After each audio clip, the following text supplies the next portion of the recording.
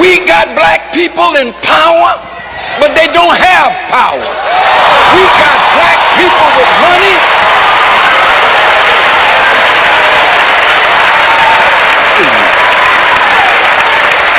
We have black people with money that we think are giants, but in the company of their white counterparts, they are midgets. Now, if we want to get where we want to go, we can't focus on the house that has rejected us and our fathers for 400 years. We have to now focus on ourselves. Now follow this and I'm out of here. The Honorable Elijah Muhammad said, our unity is more powerful than an atomic or hydrogen bomb. That's the one thing we have never tried.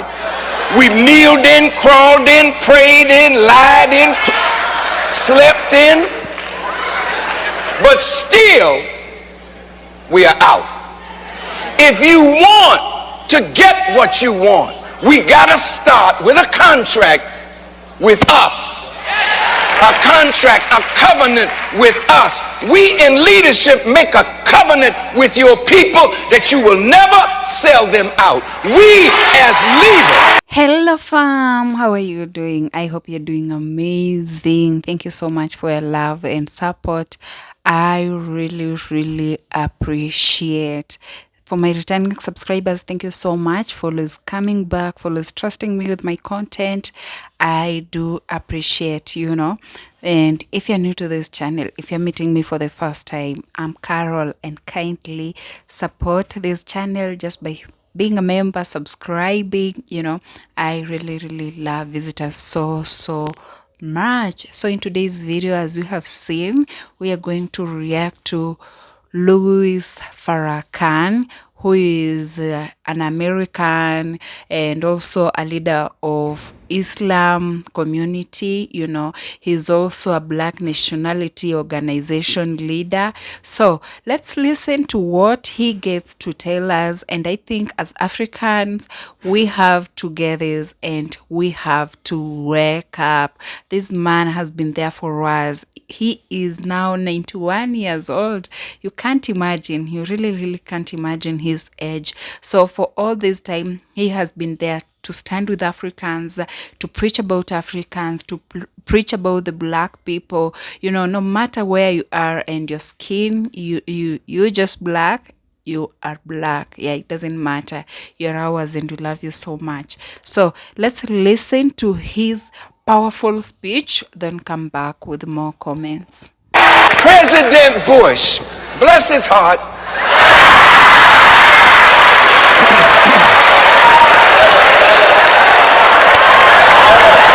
is worried about weapons of mass destruction. No dark nation should have a weapon of mass destruction. They have a fear. France got it. England got it. I think Germany may have something. South Africa has it. Israel has it. These are some of them, the former colonial masters. They have the right to have it, but don't give it to a darker power. We're worried about China has it. India has it. Lord have mercy. Pakistan got it. Korea was the axis of evil. Now Korea said, well, we got it. All of a sudden they fell off the screen. It's now Iran and Iraq. Well, if they are so afraid of weapons of mass destruction, my teacher, the Honorable Elijah Muhammad, said, our unity is more powerful than an atomic or hydrogen bomb. That's the one thing we have never tried. We've kneeled in, crawled in, prayed in, lied in, slept in, but still we are out. If you want to get get what you want, we got to start with a contract with us. A contract, a covenant with us. We in leadership make a covenant with your people that you will never sell them out. We as leaders, listen.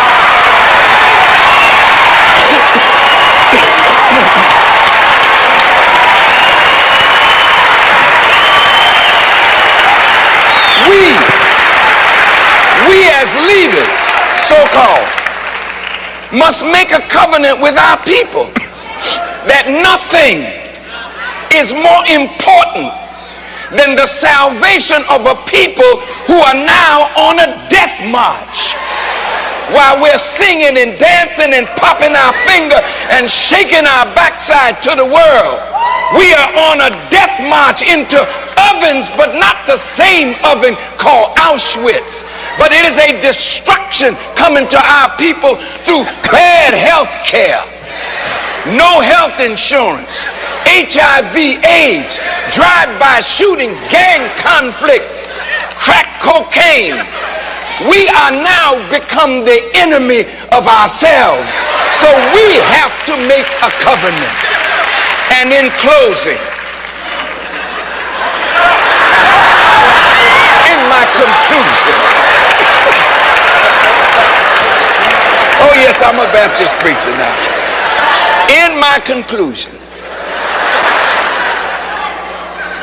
in the 37th chapter of Ezekiel, there were some dry bones that were in a valley.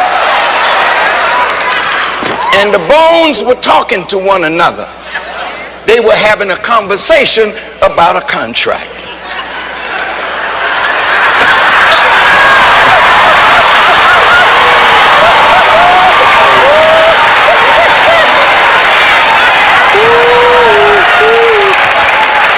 And as they were having this contract, some of the bones said, our hope is lost. Our bones are dried. We are cut off from our pot. There's some that are watching by television and some in this audience that think that we will never come together, that we will never make the right covenant or contract. I say to you, go back and read your scripture. Because when the Son of Man was set down in that valley that was full of bones, he spoke to those bones and the bones shook and the bones rattled. But they never stood up. So he went back to his sender and he said, Lord, I have spoken to the bones. And nobody has spoken to the bones like black leaders and black preachers. Nobody speaks to the bones like a Reverend Jackson or a T.D. Jakes or Bishop Long or Bishop Patterson or Cornel West. And those of us that preach, Reverend Sharpton, the bones always listen. The bones shake. The bones rattle, but they never get up and they never do what they're supposed to do.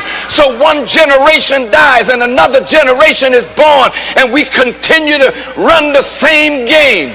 So the Son of Man went back to his son and said, I've been talking. The bones been shaken, but there's still no life in them. He said, well, don't talk to the bones no more.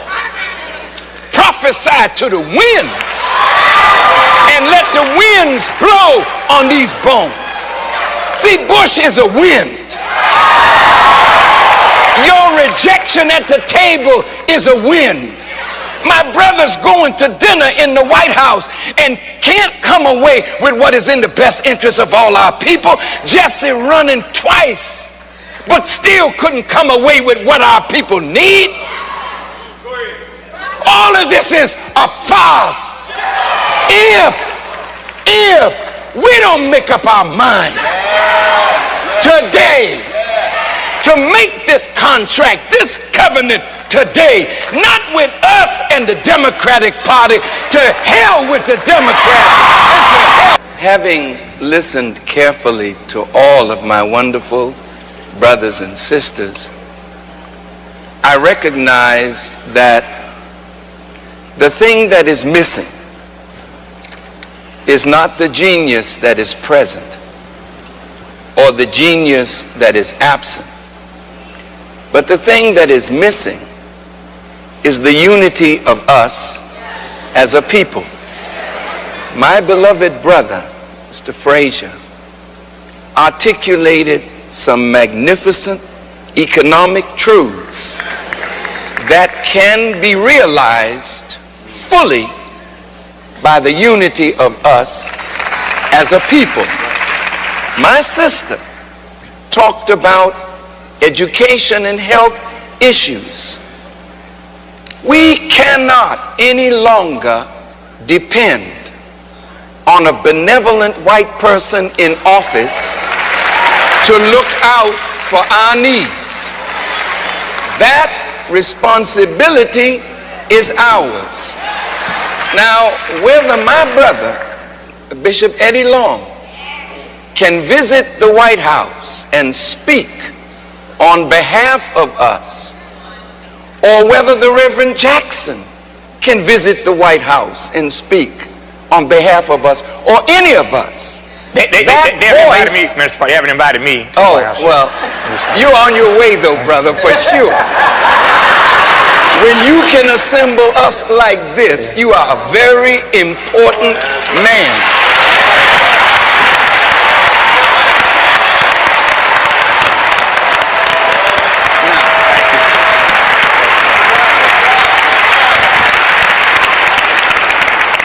The few points that I want to make is based on what I heard. My sister with the union, she wants to be at the right table at the right time to talk about the right issues where workers are concerned.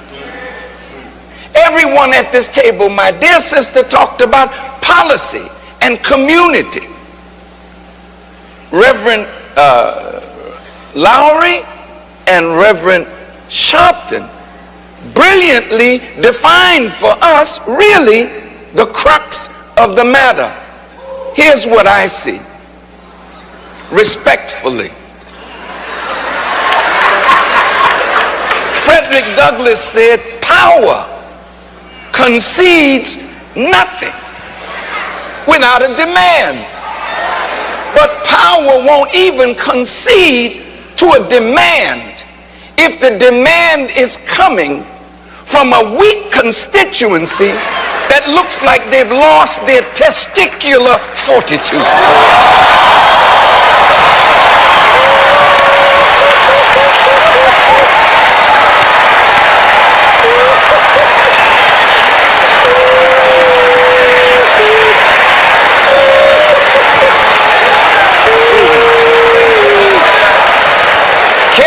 Careful now. Careful. I'm a Baptist preacher too. But listen, family, listen. The generational gap is serious. But it's written of in Scripture. When Moses gathered the people in the wilderness, he spied the promised land. But there were some giants in the promised land. And the people were asked, go in, we're with you. They said, wait a minute, God. We would go, but the giants are there. They had no faith that they could take the land from the giants. So what did God say? Okay, you wander in the wilderness till you die out. And I will take your children and they will inhabit the promised land. Martin Luther King said, I've been to the mountaintop. I have seen the promised land. I may not get there with you, but we as a people will get there when we separate from a pharaohic idea of mental slavery. Our children, listen, our children cannot eat at the table of illusion and hypocrisy. Most of us who have access, who have wealth, who have quote unquote positions, We are like mannequins in the shopping mall of democracy. When you go to the shopping mall, you see the mannequin.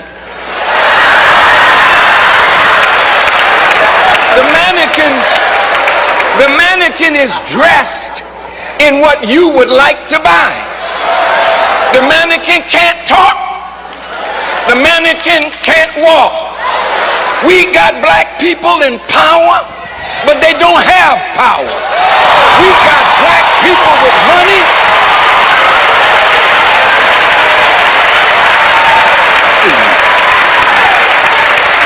We have black people with money that we think are giants, but in the company of their white counterparts, they are midgets.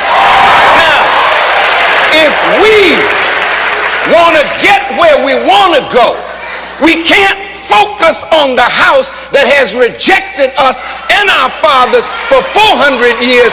We have to now focus on ourselves. Now follow this, and I'm out of here. I'm complete. Follow this.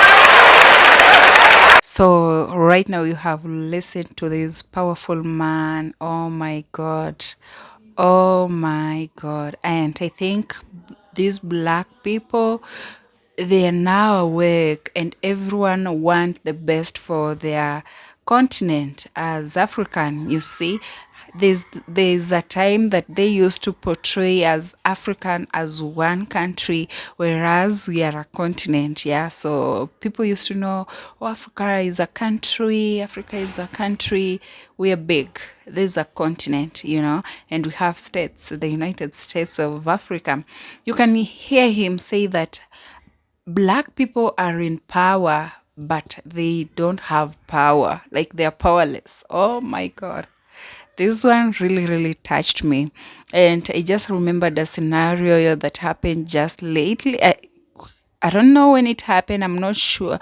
I'm really, really not sure when it happened.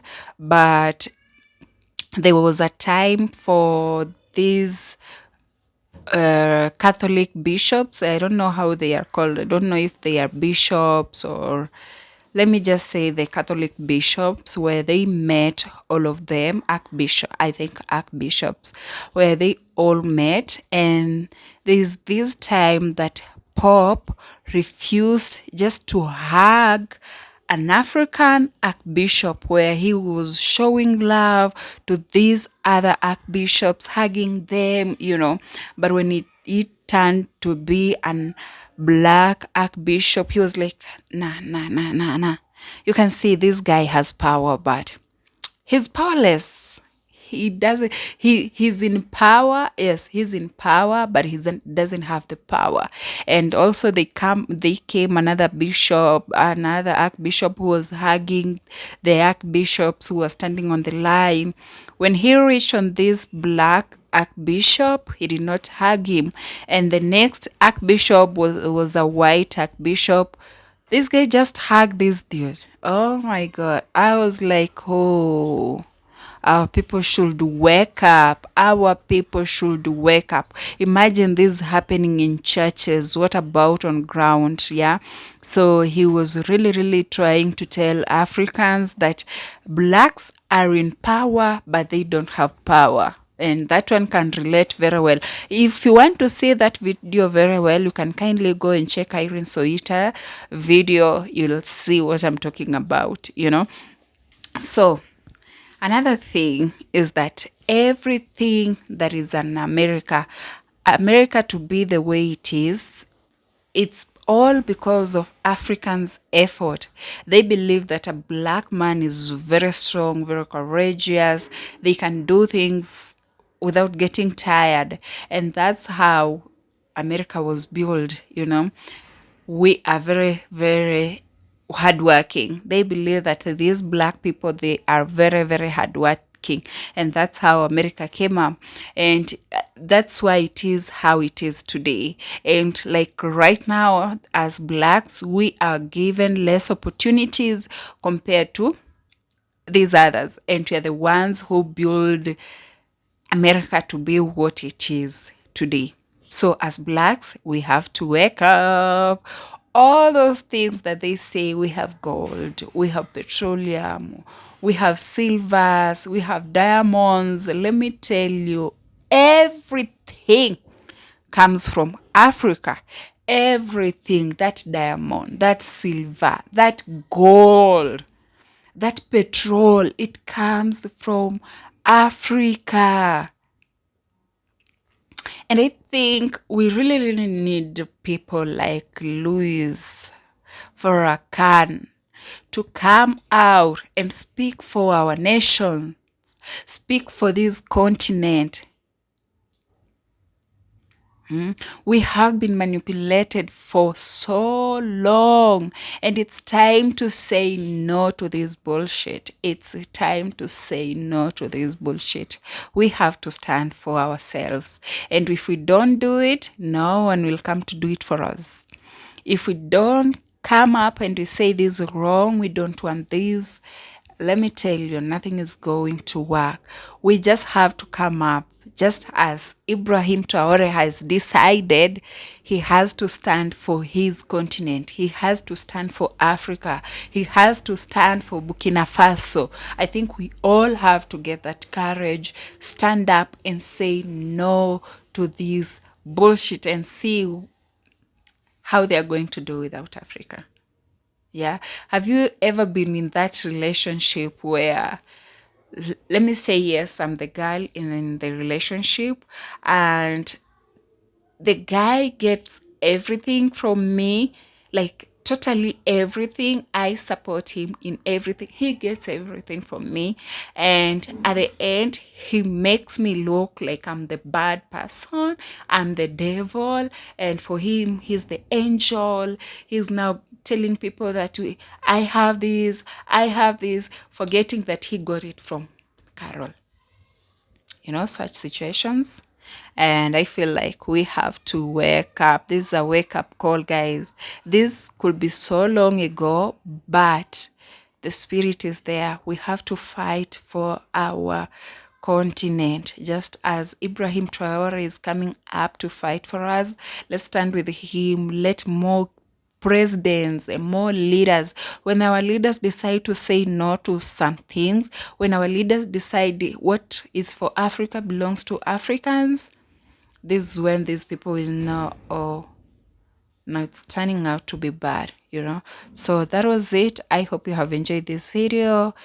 I'll see you in the next video, and kindly tell me in the comment section what you think about this video. Let's have a conversation. Just keep your comment respectful, and I'm going to answer all of them. Let's have a conversation. Tell me what you think about the video. Bye. I'll see you in our next video.